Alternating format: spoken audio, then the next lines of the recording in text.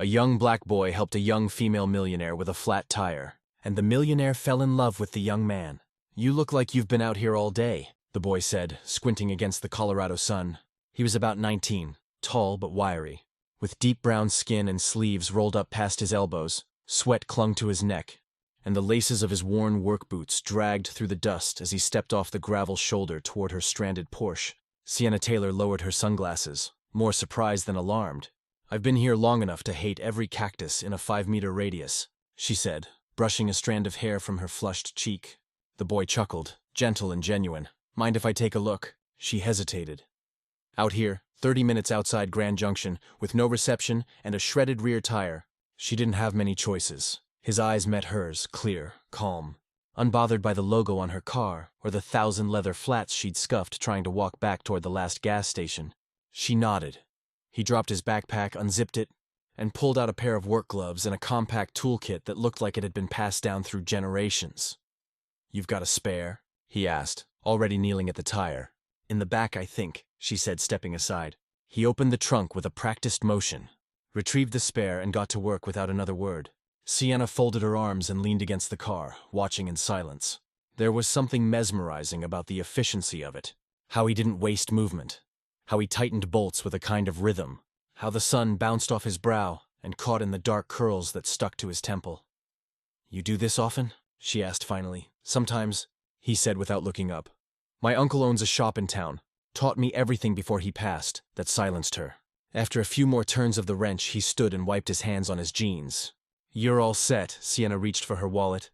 "Let me." He held up a hand, stepping back. "No need, ma'am.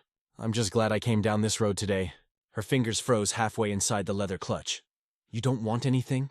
"I've got what I need," he said simply, slinging his pack over one shoulder. She didn't know what stunned her more, his skill or his refusal. "What's your name?" "Jalen," he said. "Jalen Brooks. Sienna," she offered almost reluctantly. "Taylor." He nodded once, smiled, and started walking up the hill, the late sun stretching his shadow long across the cracked asphalt. That night, Sienna sat on the balcony of her family's second home, a modern ranch perched over the Colorado River, with a glass of wine going warm in her hand and her phone buzzing uselessly next to her. She didn't check the texts, not her publicist, not her ex, not the board members who'd turned their backs on her 3 weeks earlier. Her thoughts inexplicably kept returning to that boy.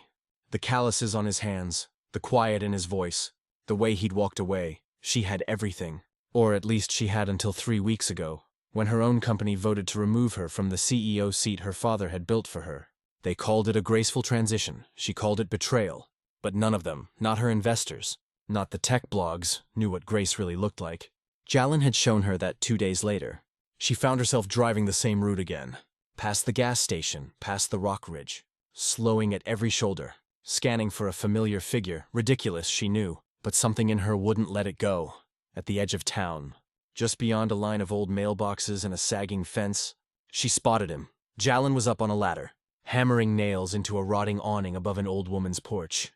She parked, stepped out of the car, and watched. He didn't notice her at first. Not until the woman below shouted, "You got company, hun?" Jalen turned and blinked, then smiled, cautious but curious.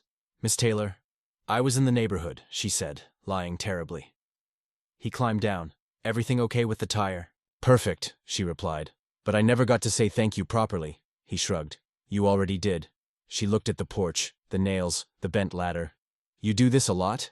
"Sometimes people need help," he said, "and I like using my hands." They stood in silence, wind brushing past, the scent of cedar and dust thick in the air. Something passed between them, recognition maybe, or respect. Sienna reached into a car and handed him something small, a cold bottle of water. Their fingers brushed. She didn't look away. "Thanks," he said, unscrewing the cap. "I don't suppose you like coffee?" she asked. He smiled, the first full smile she'd seen. "Depends who's asking." She smiled back just slightly. "Someone who's not done driving this road yet." The cafe sat at the edge of town, tucked between a pawn shop and a closed-down video rental. The air inside was thick with the smell of fried potatoes and the slow hum of a dusty ceiling fan. Locals leaned over chipped Formica tables, sipping lukewarm coffee, swapping stories without urgency. No one noticed the woman in designer jeans and a gray linen blouse slip into the corner booth, except the server, who raised an eyebrow at her polished heels. Sienna smiled politely, ordered black coffee, and settled into the cracked red leather seat. Her eyes scanned the window across from her, looking out toward the street where she'd seen Jalen climb a ladder 2 days earlier. The image hadn't left her, the hammer in his hand, the curve of his back as he braced the wood, the quiet rhythm of someone who didn't seek recognition. A bell rang above the door, and a gust of warm air followed a familiar silhouette. He was dusted in sawdust, sleeves rolled, hands darkened by work. Jalen stepped in, nodding at a man behind the counter. When he turned and caught her gaze, his body stilled just for a second. Sienna stood, her fingers lightly gripping the back of the booth. "Hey," he offered a polite nod. "Didn't think I'd see you again?" She gestured to the seat across from hers. "Join me," Jalen hesitated, then sat slowly, as if unsure if this was a trap or a joke. "I don't usually do coffee breaks with millionaires. I don't usually chase down mechanics," she said, smirking. He chuckled under his breath. "I'm not really a mechanic. You fix things." She said simply, "You fixed me." Jalen tilted his head, unsure what to do with that. "You were just stuck, that's all.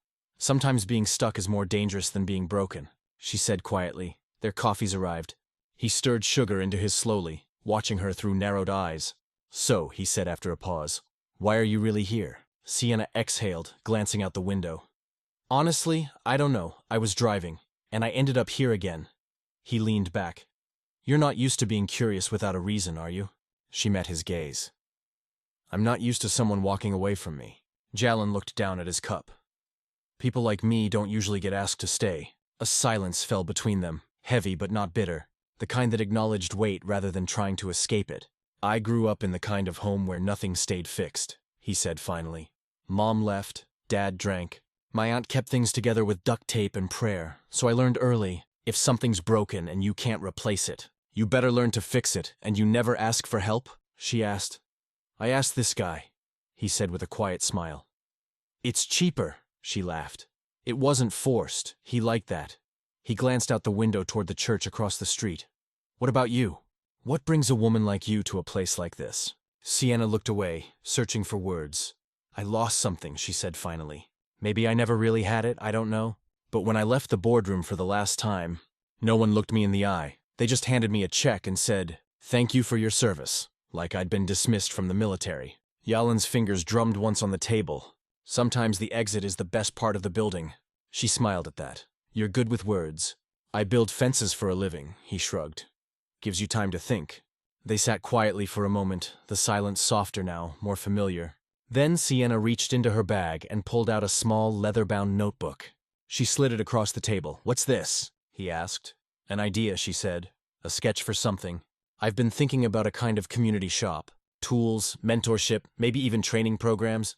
But it needs someone who actually knows how to build things." Jalen didn't touch the notebook. "You barely know me. I know what you did when no one was watching," she said. "That's more than I can say for most people in my world." He picked up the notebook, turned it in his hands, opened it slowly. Blue ink, simple sketches, rough ideas. But the intention was clear. "I'm not sure I'm the right person for this." He said, "I'm not sure I am either," she admitted. Their eyes met again. This time, neither of them looked away. Outside, the wind kicked up dust across the pavement. Inside, two strangers sat across a table with nothing but coffee. A dream and a connection too new to name. "Okay," he said finally, voice low but certain.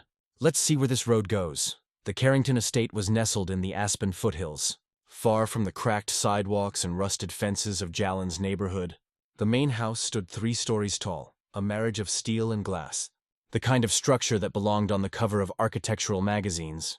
Spotless windows reflected a sky too perfect to be real. It was the kind of place where every bush had been shaped, and every flower bed had a contract. Jalen stood at the front steps with his hands shoved in the pockets of a button-down shirt Sienna had insisted he borrow. It was clean, pressed, unfamiliar. "Just like the world behind those double doors? You sure you want to do this?" she asked from beside him, her voice soft. He shrugged. Not looking at her.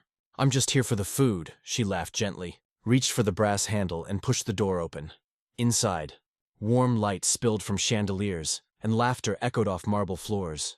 Dozens of guests dressed in tailored jackets and sequined dresses mingled around a piano and clinked glasses filled with expensive wine. A jazz trio played softly in the background. Heads turned as they entered. Sienna's arm touched his as they walked. "They're just people," she whispered. "No," he replied. Eyes scanning the room, "They're your people." A man in his 50s approached with a practiced smile. Sienna, finally. We thought you weren't coming. His eyes flicked briefly toward Jalen, then back to her. And you brought a guest. This is Jalen Brooks, she said firmly. He's helping me with a new project. The man didn't offer his hand charmed. He said flatly before turning back to his glass. The warmth in the room felt thinner now. Jalen stepped to the side, letting Sienna float into conversations with the ease of someone born into the world of highball glasses and casual dominance. He drifted toward the edge of the room, pausing by a long table lined with hors d'oeuvres he couldn't pronounce. He reached for a toothpick, skewering something that looked like meat, then hesitated and took a cracker instead. "You're not from around here, are you?" A voice sneered. He turned. A young man, maybe mid-30s, crisp blazer, drink in hand, wore a grin that didn't reach his eyes. "Excuse me?"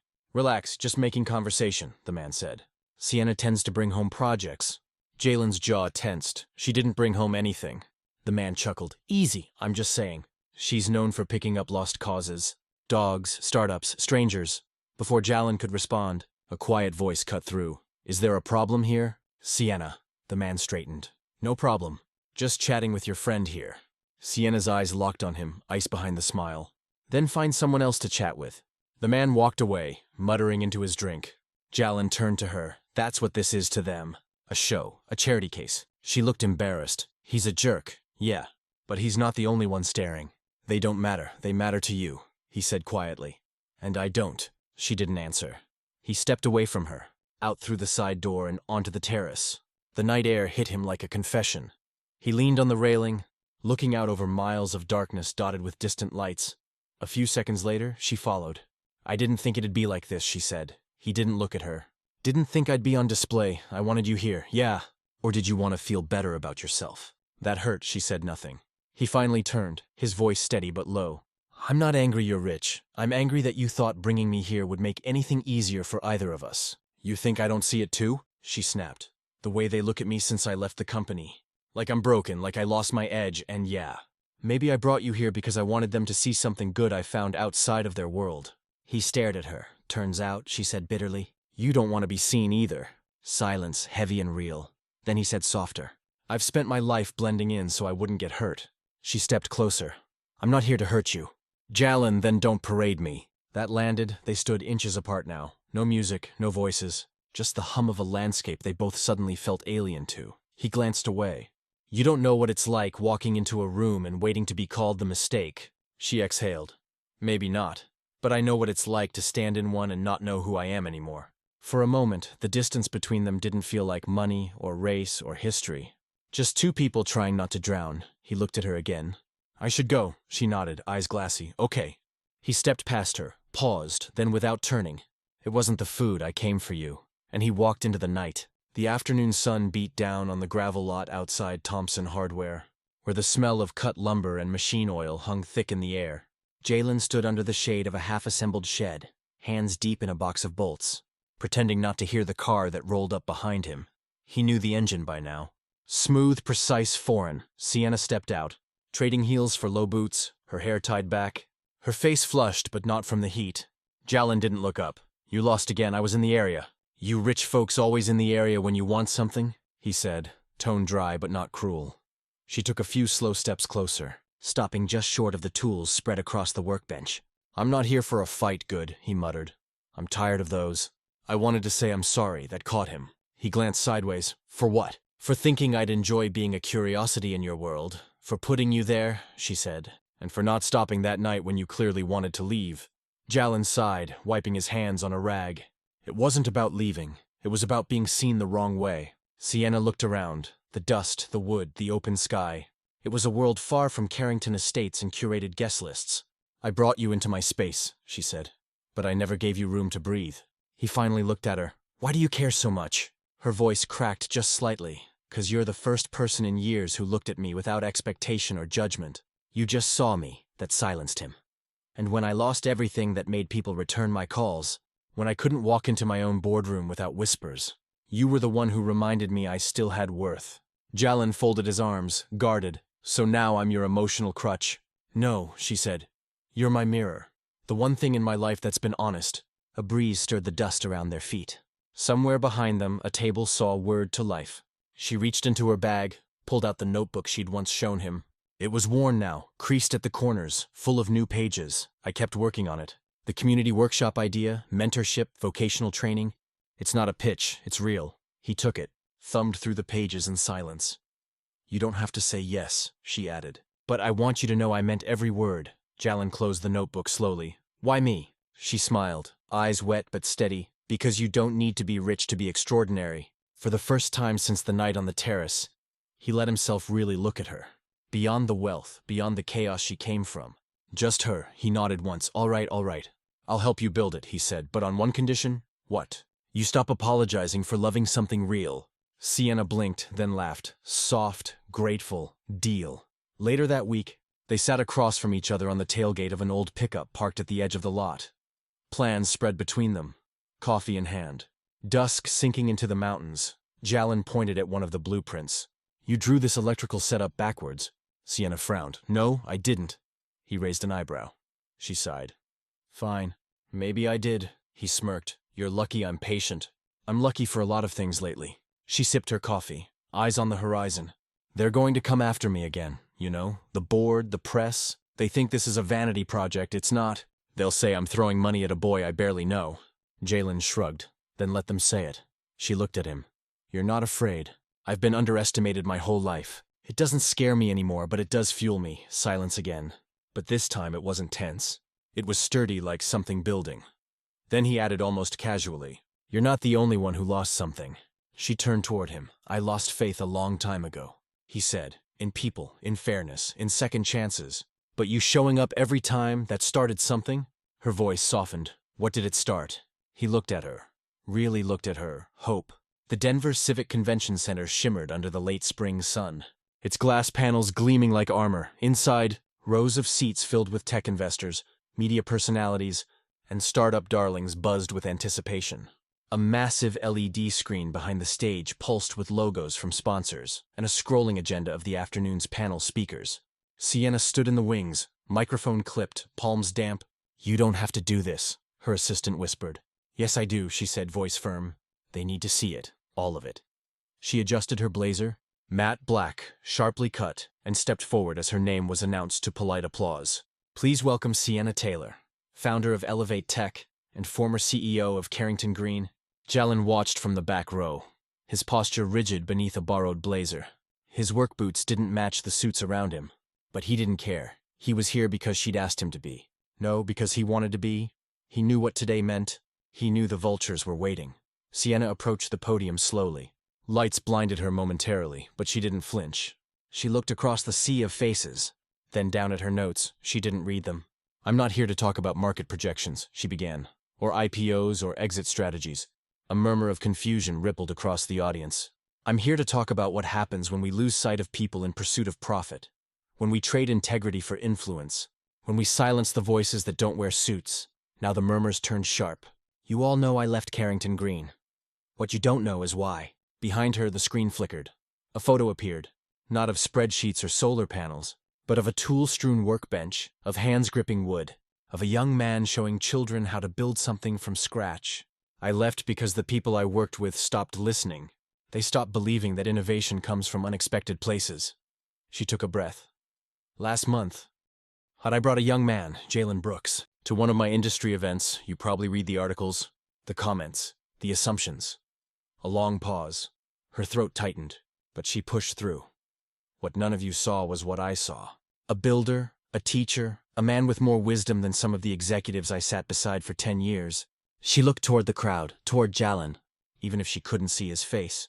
I love him. The room went silent, not shocked, stunned. And if that costs me your funding, your respect, or your invitation to next year's keynote, so be it. Gasps, phones raised. The silence burst like glass. She smiled just barely, because I'd rather build something honest with him than keep pretending with any of you. Then she walked off stage. Backstage.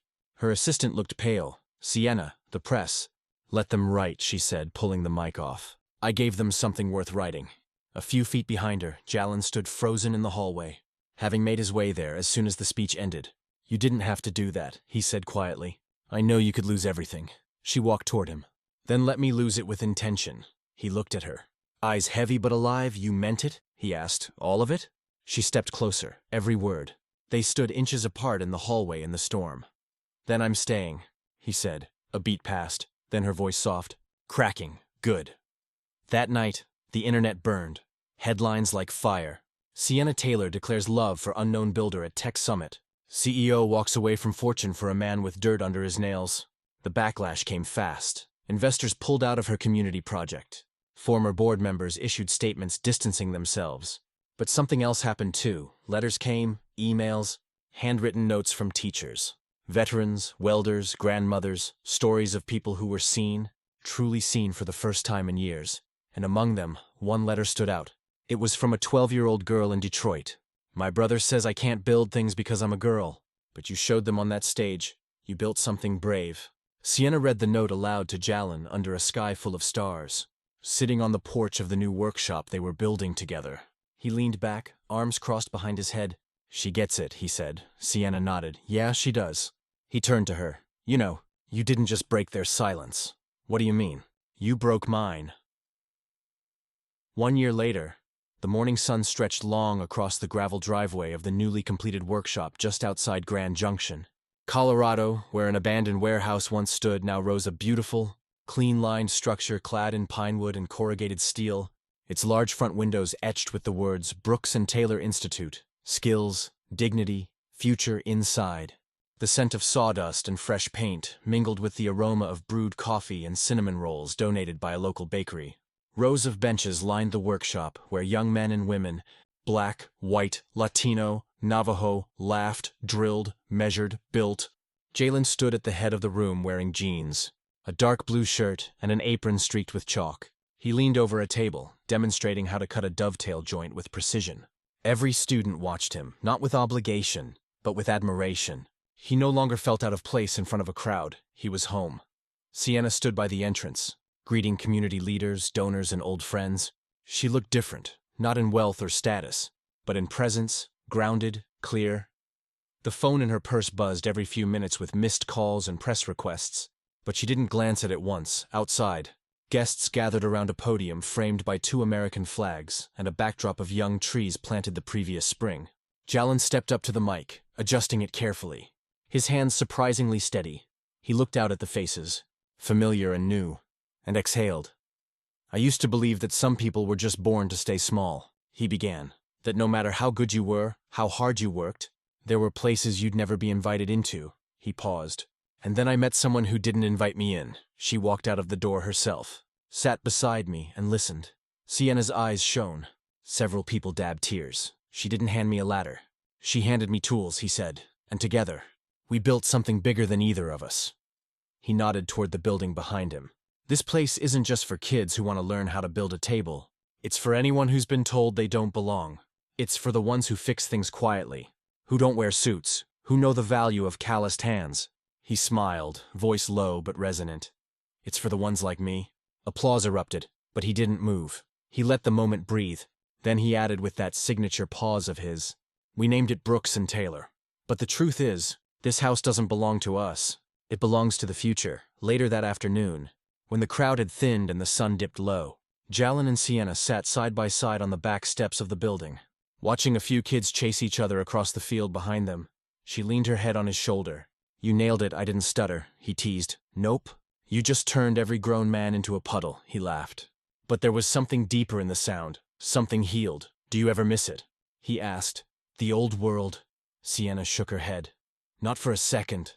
I didn't lose power. I just found a better way to use it." He nodded. "You remember what you said to me a year ago after that conference?" "Which part?" "That loving something real was worth losing everything else." She looked up at him. "Yeah." He held up her hand, kissed her knuckles. "You were right that evening." As dusk softened the edges of the sky, the workshop glowed from within, light spilling from its tall windows, laughter echoing from inside, the clatter of hammers and dreams. An old pickup pulled up slowly along the side of the road. Mrs. Temple, the retired school librarian, rolled down her window and looked out with misty eyes. She'd lived in this town her whole life. They'd unturned a scrapyard into a sanctuary. She whispered to herself, she wasn't wrong inside. Jalen helped a student line up a drill. Easy pressure. Let the tool do the work. The boy looked up. "You ever get scared?" Jalen smiled. "All the time." So how do you know you're doing the right thing?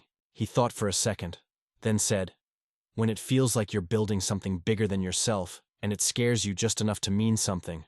That's how the bell above the workshop door jingled. Sienna walked in holding a small framed photo. She handed it to Jalen.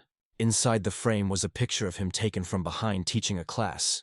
On the frame in careful script were the words, "Love builds." He looked at it, then at her. "Where do we hang it?" She smiled. "At the heart.